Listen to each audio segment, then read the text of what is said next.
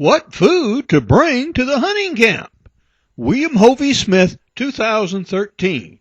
I'm the author of Backyard Deer Hunting, and I also do deer cooking.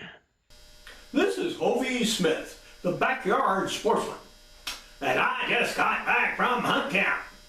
Yep, me and about, well, I suppose something approaching 60 other groups of hunters were situated on one island, and we were out there trying to get them deer and hogs and stuff.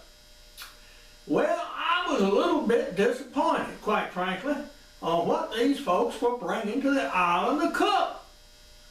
Most of them were bringing beefsteak and potatoes.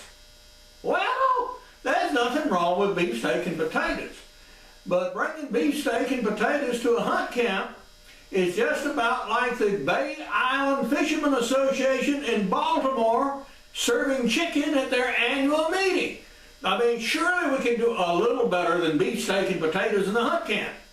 All right. So what we got here is examples of things one might bring. Well, on the plate before me is a bowl of chili. Yeah! Well, this is deer chili. It's pretty simple to do. All you do is you take some deer meat and you brown it with some onions and you add some chili powder and you put some beans in it, at least ways I do, and a couple of cans of tomatoes and some onions, of course, and chopped bell peppers, and season to taste, and you have a nice bowl of chili.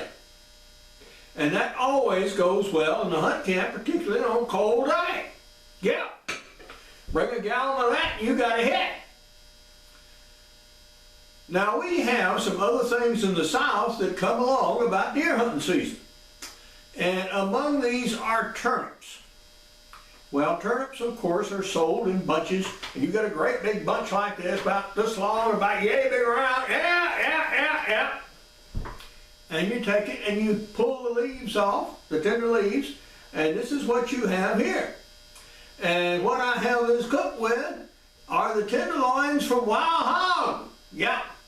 We would usually put some pork fat in there, like stricoline or something, but I prefer to use meat from wild hogs rather than fat. It's a little healthier for you. A new dish I did this year.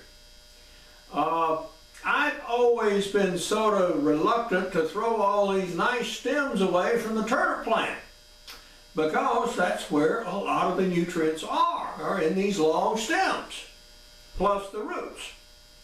So we did a new dish with stems and roots, as well as a smallish roast, from a little deer.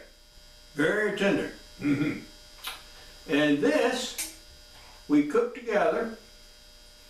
So you have deer meat, and you have turnip roots, and you have kidney beans, as well as these stems themselves. Now this turns out to be an interesting dish, as well as quite tasty. Yeah, this is good stuff. So next time you go to hunt camp, think about something more interesting to bring than beefsteak and potatoes. But now, this is Hovey Smith, reminding you to hunt what you eat and eat what you hunt. Be legal, be ethical, be safe, goodbye, God bless, and see you next time. Here is the deer chili that I cooked, and this is chili with beans. And now the turnips with the wild hog meat in them, and the deer meat with the stems and roots from the turnips, which turned out to be quite good. Now, I'm the author of Backyard Deer Hunting, and also Extreme Muzzleloading, and Crossbow Hunting, and Practical Bow Fishing, and these have recipes in them.